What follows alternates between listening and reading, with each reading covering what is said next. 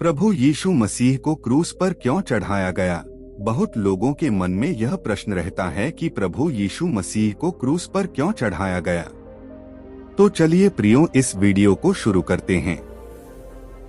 यदि आपके मन में भी यह प्रश्न रहता है तो इस वीडियो को पूरा देखें। यीशु की मृत्यु, यीशु का बलिदान, पॉल प्रारंभिक चर्च का एक महत्वपूर्ण नेता था जिसने बाइबल के नए नियम का अधिकांश भाग लिखा था। ग्रीस के कोरिंथ शहर में चर्च को लिखे अपने एक पत्र में पॉल ने सूली पर चढ़ने को यहूदियों के लिए ठोकर और अन्य जातियों के लिए मूर्खता कहा। पहला कुरिन्थियों का 1:23। अन्य जाति वे लोग जो यहूदी नहीं है, ग्रीस के जियुस या रोम के बृहस्पति जैसे शक्तिशाली देवताओं की पूजा करने के आदी थे। यह विचार कि ईसाई यीशु को क्रूस पर चढ़ाए जाने के बावजूद भगवान के रूप में पूजेंगे, उनके लिए इससे उबरना कठिन होगा। उस ईश्वर की पूजा क्यों करें जिसे उसके शत्रुओं ने मार डाला? यहूदियों के लिए यह अलग था। वे उम्मीद कर रहे थे कि कोई मसीहा आएगा और उनके शत्रुओं को उखाड़ फेंकेगा। यदि यह परमेश्वर का अभिषिक्त व्यक्ति होता तो उसका इतना दुखद अंत क्यों होता? वह उनकी उम्मीदों पर खरे नहीं उतरे। क्रूस ने कई यहूदियों को यह विश्वास करने से रोका कि यीशु वास्तव में मसीहा थे। तो फिर यीशु को सूली पर क्यों चढ़ाया गया? जाइए देखें कि शास्त्र क्या कहता है। 1. यीशु को हमारे पापों के लिए क्रूस पर चढ़ाया गया था। बाइबल की पहली पुस्तक उत्पत्ति दुनिया की रचना के बारे में बात करती है। परमेश्वर की सृष्टि में सब कुछ अच्छा था, लेकिन पहले दो मनुष्यों आदम और हव्या ने परमेश्वर की अवज्ञा करने का निर्णय लिया। उत्पत्ति के 3 अध्याय के 1 से 9। इस निर्णय के कारण मानव जाति को स्वर्ग से निर्वासन हुआ और दुनिया में पाप का प्रवेश हुआ। बाइबल कहती है कि सभी लोगों ने पाप किया है। रोमियो का 3 अध्याय का 23। हमारा पाप सक्रिय विद्रोह या ईश्वर के प्रति निष्क्रिय उदासीनता प्रत्येक मनुष्य को ईश्वर से अलग कर देता है। रोमियो का 6 अध्याय का 23। आदम और हव्वा के पाप का परिणाम मानव जाति के लिए शारीरिक और अनंत मृत्यु है। पाप मानवता के ईश्वर के साथ संबंध में बाधा है। पूरे पुराने नियम बाइबल का पहला भाग में जानवरों की बलि से इजराइल के पापों का कर्ज चुकाया गया, लेकिन वे उनसे पूरी तरह निपट नहीं सके। इब्रानियों की न्यू टेस्टामेंट पुस्तक के लेखक कहते हैं, कानून आने वाली अच्छी चीजों की छाया मात्र है, वास्तविकताएं नहीं। इस कारण से साल दर साल बार बार दोहराए जाने वाले समान बलिदानों के द्वारा उन लोगों को कभी भी पूर्ण नहीं बनाया जा सकता जो पूजा के करीब आते हैं। अन्यथा क्या उन्हें प्रस्ताव मिलना बंद नहीं हो जाता, क्योंकि उपासक एक ही बार में शुद्ध हो गए होते और उन्हें अब अपने पापों के लिए दोषी महसूस नहीं होता। लेकिन वे बलिदान पापों की वार्षिक याद दिलाते हैं। बेलों और बकरों का लहू पापों को दूर करना असंभव है। इब्रानियों का 10 अध्याय का 1 से 4। लेकिन यीशु सभी पापों के लिए पूर्ण और अंतिम बलिदान बनकर आए। एक समय तुम अपने बुरे आचरण के कारण परमेश्वर से विमुख हो गए थे और अपने मन में शत्रु बन गए थे, परंतु अब उसने तुम्हें मसीह के भौतिक शरीर के द्वारा मृत्यु के द्वारा मिला दिया है, ताकि तुम्हें अपनी दृष्टि में पवित्र, निष्कलंक और दोषरहित बना सके, यदि तुम अपने विश्वास में स्थिर और दृढ़ बने रहो और सुसमाचार में रखी गई आशा से दूर न जाओ। यह वह सुसमाचार है जो तुमने सुना और जो स्वर्ग के नीचे के हर प्राणी को सुनाया गया है, और मैं पौलुस इसका सेवक बन गया हूँ। कुलुस्सियों 1 अध्याय का 21 से 23।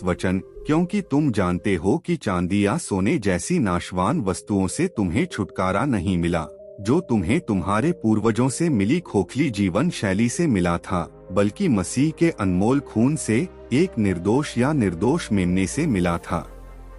उसे दुनिया के निर्माण से पहले चुना गया था, लेकिन इन आखिरी समय में वह आपके लिए प्रकट हुआ था। पहला पतरस 1 अध्याय का 18 से 20। क्रूस पर यीशु की मृत्यु ने मनुष्यों को पापों की क्षमा प्राप्त करने और ईश्वर के साथ पूर्ण संबंध बहाल करने का मार्ग प्रदान किया। ऊपर उल्लिखित आदम और हव्वा की कहानी को याद करते हुए पॉल लिखते हैं, जैसे आदम में सभी मरते हैं वैसे ही मसीह में सभी जीवित किए जाएंगे। पहला कुरिन्थियों 15 अध्याय का 22 वचन। 2 सूली पर चढ़ाए जाने ने ईश्वर के प्रेम को प्रदर्शित किया। यदि आपने कभी सोचा है कि क्या ईश्वर आपसे प्रेम करता है, तो आपको केवल क्रूस की ओर देखने की आवश्यकता है। क्या आप जानना चाहते हैं कि ऐसी भयानक घटना ईश्वर के प्रेम का संकेत कैसे हो सकती है? पॉल ने रोम में यीशु के अनुयायियों को लिखे एक पत्र में इसे समझाया। आप देखिए, बिल्कुल सही समय पर, जब हम अभी भी शक्तिहीन थे, मसीह अधर्मियों के लिए मर गया। ऐसा बहुत कम होता है कि किसी धर्मी व्यक्ति के लिए कोई मरेगा, हालांकि एक अच्छे व्यक्ति के लिए कोई संभवतः मरने का साहस कर सकता है। परंतु परमेश्वर इस प्रकार हमारे प्रति अपना प्रेम प्रदर्शित करता है, जब हम पापी ही थे, मसीह हमारे लिए मर गया। रोमियो 5 अध्याय का 6 से 8 वचन। यीशु की मृत्यु ने ईश्वर तक एक पुल का निर्माण किया। यह मनुष्यों को ईश्वर के साथ शांति और क्षमा पाने की अनुमति देता है।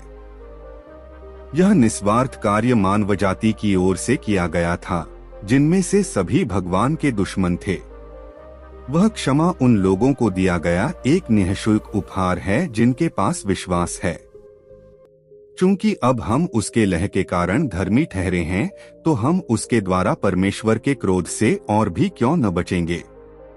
क्योंकि जब हम परमेश्वर के शत्रु थे, तो उसके पुत्र की मृत्यु के द्वारा हमारा उसके साथ मेल हो गया, तो फिर मेल हो जाने पर उसके जीवन के द्वारा हमारा उद्धार क्यों न होगा। न केवल ऐसा है, बल्कि हम अपने प्रभु यीशु मसीह के द्वारा परमेश्वर पर घमंड भी करते हैं, जिसके द्वारा अब हमारा मेल हो गया है। रोमियो 5 अध्याय का 9 से 11 वचन। कोई भी इतना अच्छा नहीं है कि ईश्वर का ध्यान और क्षमा अर्जित कर सके। लेकिन जब आप अभी भी अपने निर्माता के खिलाफ विद्रोह में थे, तो वह आपको अपने साथ रिश्ते में वापस लाने की योजना तैयार कर रहा था अपने खर्च पर। जब आप विचार करते हैं कि भगवान ने क्रूस पर अपना प्रेम कैसे प्रदर्शित किया, तो आपको चुकाई गई कीमत को ध्यान में रखना होगा। जहां तक प्रेरित पॉल का सवाल है, आप कार्य को लागत से अलग नहीं कर सकते। यह अनमोलता ही है जो इसे अर्थ देती। इसलिए भगवान के उदाहरण का पालन करें, प्रिय बच्चों के रूप में, और प्यार के रास्ते पर चलें, जैसे मसीह ने हमसे प्यार किया और हमारे लिए भगवान को एक सुगंधित भेंट और बलिदान के रूप में खुद को दे दिया। इफिसियों 5 अध्याय का 1 से 2 वचन। जब पॉल इफिसुस में यीशु के अनुयायियों को प्रेम के मार्ग पर चलने के लिए कहता है, तो वह उन्हें यीशु की ओर देखने के लिए प्रोत्साहित करता है। यदि वे ईश्वर की तरह प्रेम करना चाहते हैं, वह तो वे यीशु में देखे गए आत्मबलिदान का अभ्यास करेंगे। बलिदान हमारी ओर से क्रूस पर जाने की उनकी इच्छा में अपनी शुद्धतम अभिव्यक्ति पाता है।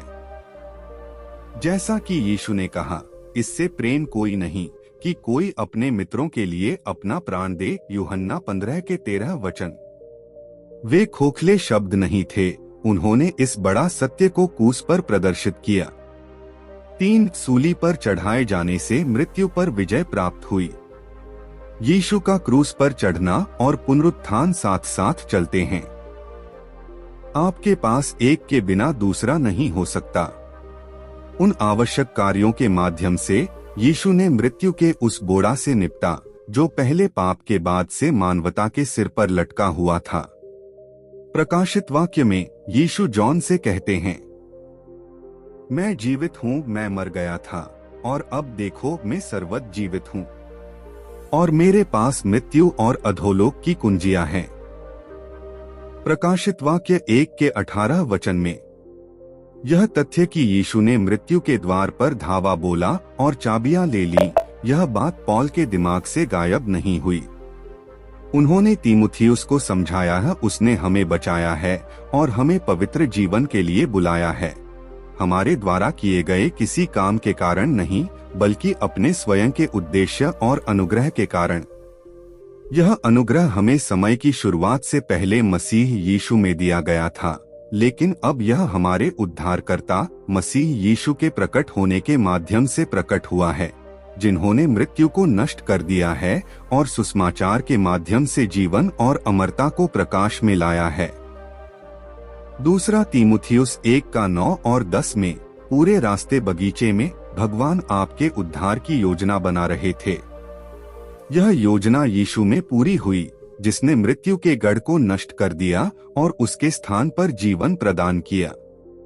जो लोग यीशु पर भरोसा रखते हैं, वे इस तथ्य की आशा कर सकते हैं कि यह उनकी आंखों से हर आंसू पोंछ देगा। न मृत्यु, न शोक, न रोना, न पीड़ा रहेगी, क्योंकि पुरानी व्यवस्था मिट गई है। प्रकाशित वाक्य 21:4 की भविष्यवाणियों को पूरा करता है कि मसीहा मृत्यु की समस्या से कैसे निपटेगा है। आप मुझे मृतकों के लोक में नहीं छोड़ेंगे, नहीं आप अपने वफादार को क्षय देखने देंगे। भजन 16:10 में, वह मृत्यु को हमेशा के लिए निगल जाएगा, प्रभु यहोवा डालेगा सबों के मुख पर से आंसू पोंछ, वह सारी पृथ्वी पर से का अपमान दूर करेगा। अपनी प्रजा प्रभु ने बात की है। यशाया 25:8 में, मैं इस लोगों को कब्र के वश से छुड़ाऊंगा, मैं उन्हें मृत्यु से छुड़ाऊंगा। है मृत्यु, तेरी विपत्तियां कहाँ हैं? तेरा विनाश कहाँ है? होशे 13:14 में, हे कब्र, 4 सूली पर चढ़ाए जाने ने शैतान के कार्यों को नष्ट कर दिया। यीशु ने इन शब्दों के साथ अपनी मृत्यु की भविष्यवाणी की है। अब इस दुनिया पर फैसले का समय आ गया है। अब इस संसार का राजकुमार निकाला जाएगा। ओट, जब मैं पृथ्वी पर से ऊंचे पर उठाया जाऊंगा, तब सब लोगों को अपनी ओर खींचूंगा। उसने यह दिखाने के लिए यह कहा कि उसकी मृत्यु किस प्रकार की होने वाली थी। जॉन 12:30-32 में, यह ध्यान रखना महत्वपूर्ण है कि अपनी मृत्यु के बिंदु को समझाते हुए यीशु ने इस बात पर प्रकाश डाला कि वह दुनिया के राजकुमार शैतान को बाहर निकाल रहा है। बाद में बाइबल बताती है कि यह यीशु के मंत्रालय का फोकस था। परमेश्वर के पुत्र के प्रकट होने का कारण शैतान के काम को नष्ट करना था। पहला यूहन्ना 3:8। यह इब्रानियों के लेखक द्वारा प्रतिध्वनित है चूंकि बच्चे मांस और खून के होते हैं, इसलिए वह भी उनकी मानवता में शामिल हो गया ताकि अपनी मृत्यु के द्वारा वह उसकी शक्ति को तोड़ सके जिसके पास मृत्यु की शक्ति है, अर्थात शैतान, और उन लोगों को मुक्त कर सके जो अपने पूरे जीवन गुलामी में बंधे थे उनकी मृत्यु के भय से। इब्रानियों 2:14-15 में प्रचारित पहले ईसाई धर्मोपदेश में पीटर ने दर्शकों को बताया कि यीशु की मृत्यु और पुनरुत्थान ने भजन 110:1 में दर्ज एक भविष्यवाणी को पूरा किया, विशेष रूप से कि भगवान ने दुश्मन को अपने पैरों पर खड़ा करने के लिए क्रूस और पुनरुत्थान का उपयोग किया है। परमेश्वर ने यीशु को पुनर्जीवित किया और उनके सभी अनुयायी इसके गवाह हैं। ईश्वर के दाहिने हाथ से सम्मानित उसने पिता से वादा किया हुआ पवित्र आत्मा प्राप्त किया है और जो कुछ आप अभी देखते और सुनते हैं उसे उंडेल दिया है। क्योंकि दाऊद स्वर्ग पर नहीं चढ़ा तो भी उसने कहा, प्रभु ने मेरे प्रभु से कहा है, जब तक मैं तुम्हारे शत्रुओं को तुम्हारे चरणों की चौकी न बना दूं, तब तक मेरे दाहिने हाथ बैठो। प्रेरितों 2:32-36 में मसीह की मृत्यु और पुनरुत्थान द्वारा शैतान पर विजय पाने का यह विचार पौल द्वारा कुलुस्से में यीशु के अनुयायियों को लिखे गए पत्र में खूबसूरती से संप्रेषित किया गया है। जब तुम अपने पापों और शरीर की खतनारहित हालत में मरे हुए थे, तब परमेश्वर ने तुम्हें मसीह के साथ जिलाया। उसने हमारे सब पापों को क्षमा कर दिया और हमारे कानूनी ऋणग्रस्तता के आरोप को रद्द कर दिया जो हमारे विरुद्ध खड़ा हुआ और हमें दोषी ठहराया। उसने इसे सूली पर चढ़ाकर छीन लिया है। और उसने शक्तियों और प्राधिकारियों को निहत्था करके कुश द्वारा उन पर विजय प्राप्त करते हुए उनका सार्वजनिक तमाशा बनाया। कुलुस्सियों 2:13-15। इसका मेरे लिए क्या अर्थ है? अच्छी खबर यह है कि सूली पर चढ़ना सामान्य रूप से मानवता के लिए भगवान के प्रेम और विशेष रूप से आपके प्रति उनके प्रेम को दर्शाता है। सूली पर चढ़ने के माध्यम से भगवान पाप से क्षमा, मृत्यु से मुक्ति और मेलमिलाप का मार्ग प्रदान करते हैं। आप इस उपहार को कैसे संभालेंगे? पॉल ने रोमियो को लिखे अपने पत्र में इसे स्पष्ट किया है, यदि आप अपने मुंह से घोषणा करते हैं यीशु प्रभु हैं और अपने दिल में विश्वास करते हैं कि भगवान ने उन्हें मृतकों में से उठाया, तो आप बच जाएंगे। क्योंकि तुम अपने हृदय से विश्वास करते हो और धर्म ठहरते हो और अपने मुंह से अपने विश्वास का बखान करते हो और उद्धार पाते हो। जैसा कि पवित्र शास्त्र कहता है, जो कोई उस पर विश्वास करता है उसे कभी लज्जित नहीं होना पड़ेगा। क्योंकि यहूदी और अन्य जाति के बीच कोई अंतर नहीं है, एक ही भगवान सभी का भगवान है और उन सभी को बहुतायत से आशीर्वाद देता है जो उसे बुलाते हैं, क्योंकि जो कोई प्रभु का नाम लेगा वह बच जाएगा। रोमियो 10:9-13 में पॉल चाहता है कि उसके पाठक समझे कि यीशु में किसी को भी बचाया जा सकता है। मुक्ति सिर्फ इस्राएलियों के लिए नहीं थी। यीशु में ईश्वर अन्य जातियों का अपने समूह में स्वागत करता है।